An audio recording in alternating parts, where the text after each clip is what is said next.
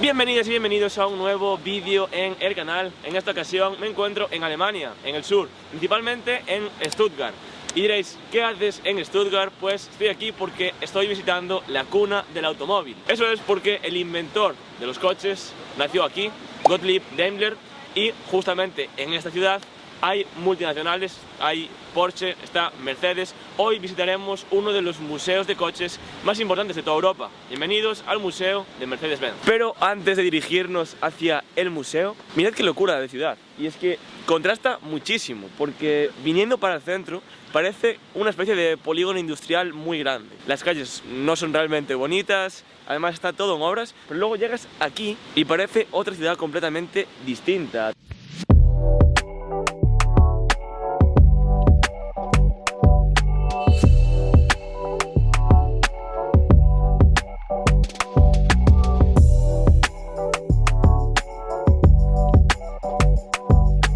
Ya estamos aquí, lo tenemos ahí detrás, la verdad que es enorme y es que no es para menos, tiene alrededor de 160 coches ahí dentro, 9 plantas para arriba y como curiosidad para empezar, el diseño está hecho pues alternando diferentes círculos, supuestamente tendría que tener una forma de trébol vista desde el aire. Lo hizo de hecho un arquitecto bastante conocido aquí y también como otra curiosidad se construyó en tan solo 2 años y medio como motivo de que estuviera listo para la Copa Mundial de la FIFA de fútbol que se hizo en Alemania en 2006. Que por lo que me estuve informando resulta que Stuttgart al final tampoco es una ciudad que tenga gran cosa que ver, querían dotarla de algo característico y como es la ciudad del automóvil decidieron construir aquí este pedazo de museo. Así que vamos a entrar ahora y a ver qué os parece. Por dentro tiene un diseño minimalista, se ve ya desde la entrada, bastante particular todo esto. Que por cierto, como dato, la entrada vale 16 euros. Y nada, os dejo pues a vosotros sin comentarios, escribid si merece la pena o no. Una vez ya hayamos visitado todo el museo que tendremos aquí para, yo creo que unas cuantas horas.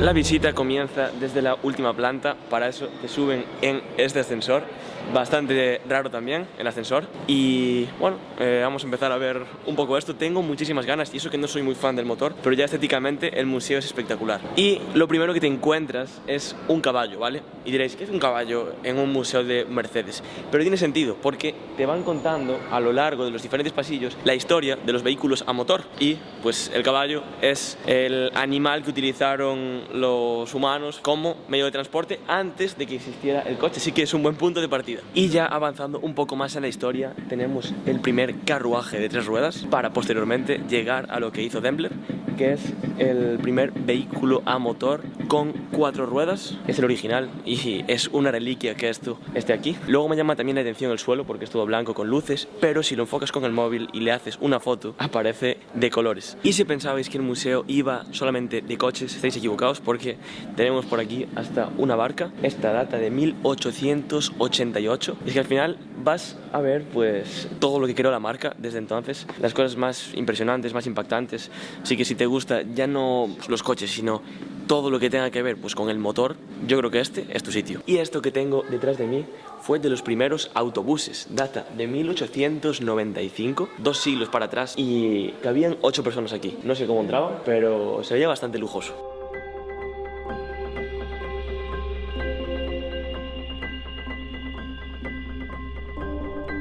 Para pasar de la primera sección a la segunda, pues vas por todo este camino que te van enseñando diferentes fotos pues de los primeros años de la marca como tal, de cómo se fue expandiendo, de las primeras fábricas que yo no había visto nunca, tampoco me había imaginado cómo eran, y ahí la tenéis. Y bueno, está muy bien también para ver pues un repaso a nivel histórico de los primeros años, las primeras décadas de la marca Mercedes. Ya la segunda sección está ya más enfocada a lo que son obviamente coches más parecidos a lo que podemos imaginar de ver por ejemplo en películas, y es que está dirigida a pues, la primera, segunda década del siglo XX y pues como podéis ver los coches ya cambiaron una locura desde que se inventó y no habían pasado ni 20 años. De hecho, a partir de estas décadas a esto ya se le conoce como el primer automóvil moderno.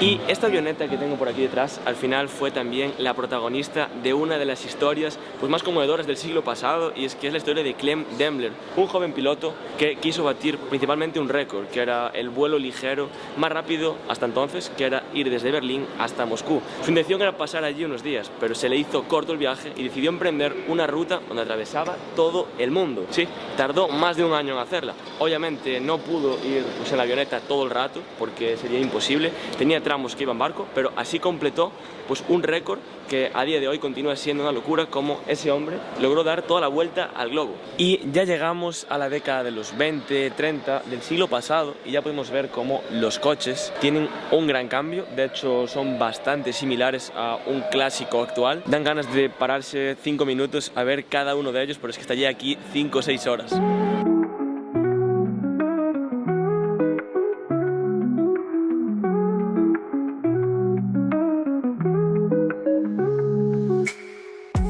Creo que lo que más me está gustando del museo por ahora ya no son los coches, sino las historias que tienen detrás.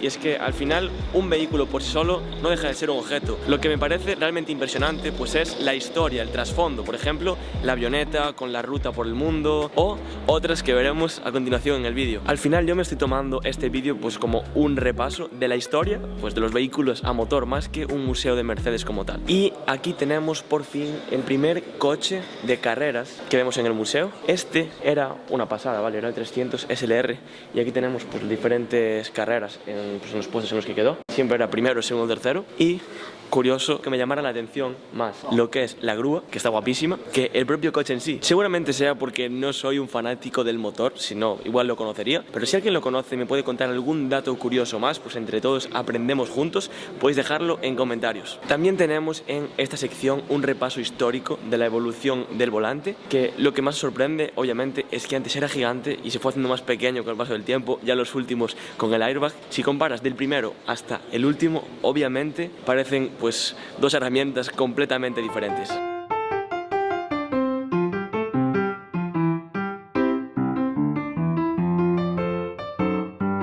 Ya llegando al final casi del siglo XX, lo primero que tenemos aquí es este autobús, que es importante porque fue el primer autobús de todo el mundo que incorporó el sistema de frenado ABS. Me sorprende porque por fuera sí que se ve clásico, se ve antiguo, pero me acerqué a ver cómo es un autobús de estos por dentro, que tiene muchísimos años en comparación con los actuales y no cambió tanto, salvando las distancias, obviamente. Esto tiene casi 50 años, algo tendría que cambiar, pero lo que es dentro me parece muy parecido a algún autobús que tengo cogido en diferentes partes del mundo hoy en día, en 2025. Caminando un poco más, ya llegamos a los 2000. Aquí vamos a ver pues coches que no me sorprenden tanto, obviamente. Al final estamos en 2025. La parte, la verdad, que está bien decorada, el museo estéticamente es una locura, pero sí son coches que obviamente estoy más acostumbrado a verlos. Lo que también es bastante top es que tiene otro minijuego.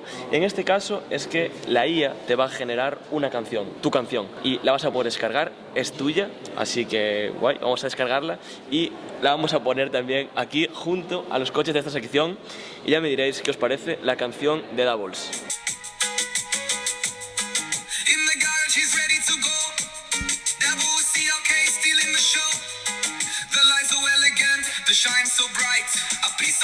También tenemos este minijuego que básicamente es de ir conduciendo un coche. Es un poco mundo libre, la verdad, pero está bastante guapo. De verdad que hay muchísimos minijuegos. El museo me está pareciendo bastante interactivo. Yo pensaba que serían, pues obviamente, vehículos, un poco la historia de todo lo que es Mercedes, pero también me está pareciendo un museo con el que puedes venir con niños pequeños perfectamente porque no se van a aburrir. Y tenemos ya el último minijuego de esta sala en concreto. Te genera con IA una foto, por ejemplo. Aquí pones al coche el fondo en el que lo quieres y luego le metes el color también. En mi caso azul porque es el color favorito. Le vamos a meter también esto y luego te crea la foto. Luego te la puedes descargar también, te la llevas para tu casa, te la pones de foto de perfil si te apetece. Y aquí tenemos la foto creada pues con las premisas que le dimos a la inteligencia artificial. ¿Qué nota le dais? Fotón, yo le doy un 9 de 10. Y mirad esta otra sección dedicada a los coches de carreras de la marca Mercedes. Justamente tenemos por aquí un tráiler, te puedes sentar aquí, una especie de cine, y miras el reportaje y ya ahí empiezan todo lo que son coches de carreras. A mí particularmente estos me flipan.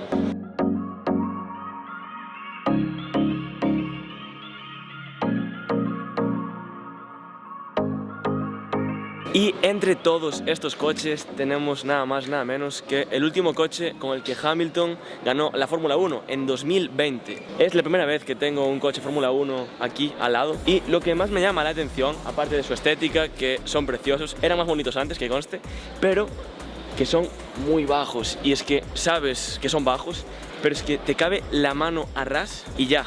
De hecho, acabo de medir la distancia que hay desde el suelo a donde empieza el coche y son estos 3 dedos. Pero para mí, a nivel estético, el más bonito de todos los que hay es este que tengo aquí detrás. Puede que sea la nostalgia, pero este coche, así en persona, viéndolo al lado, es una barbaridad. Y aquí tenemos un trofeo que le dio la delegación de Rosario a Juan Manuel Fangio en homenaje a sus 4 mundiales de Fórmula 1. Luego, posteriormente, ganó otro más, o sea, le faltaría aquí una estrellita. Y es que fue de los mejores pilotos de la historia. En la Fórmula 1 se retiró con 5 mundiales y, como podemos ver, los amigos argentinos nunca se quedan cortos a la hora de hacer trofeos, y es que sería imposible levantar esto una sola persona. Y ya para terminar con la Fórmula 1 tenemos también un mono, pues de Hamilton en este caso, y el último mundial de constructores que ganó Mercedes en 2021. Ahora ya están un poco más flojos, pero la verdad que hubo un tiempo donde dominaban pues de principio a fin.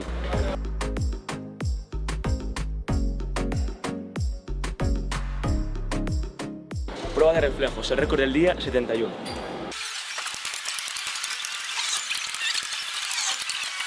En realidad fue lamentable, todo el mundo estaba haciendo 45, 50 y yo llego 38, por encima con una cámara ahí grabando, fijo que... Muy lamentable, la verdad, lamentable.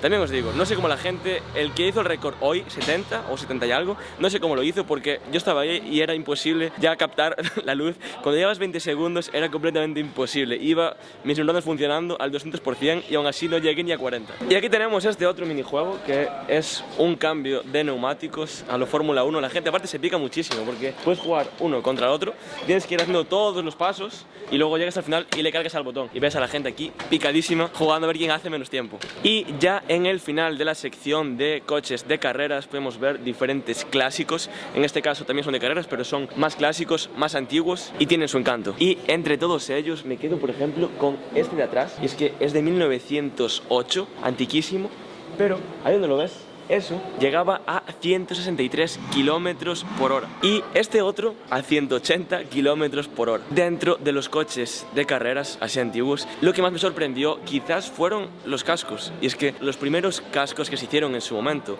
de cuero no creo que protegieran mucho, pero era lo que había en ese momento y muy chocante obviamente comparándolos con los de hoy en día.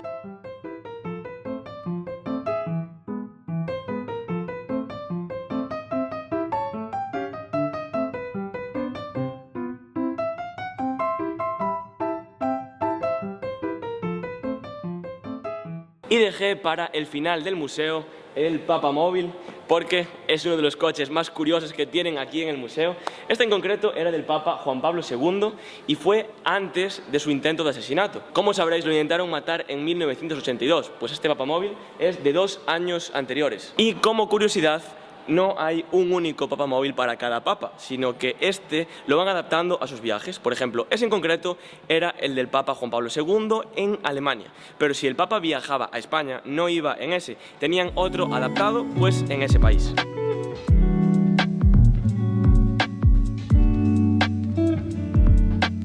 Hasta aquí llegó mi visita al museo de Mercedes-Benz en Alemania, en Stuttgart.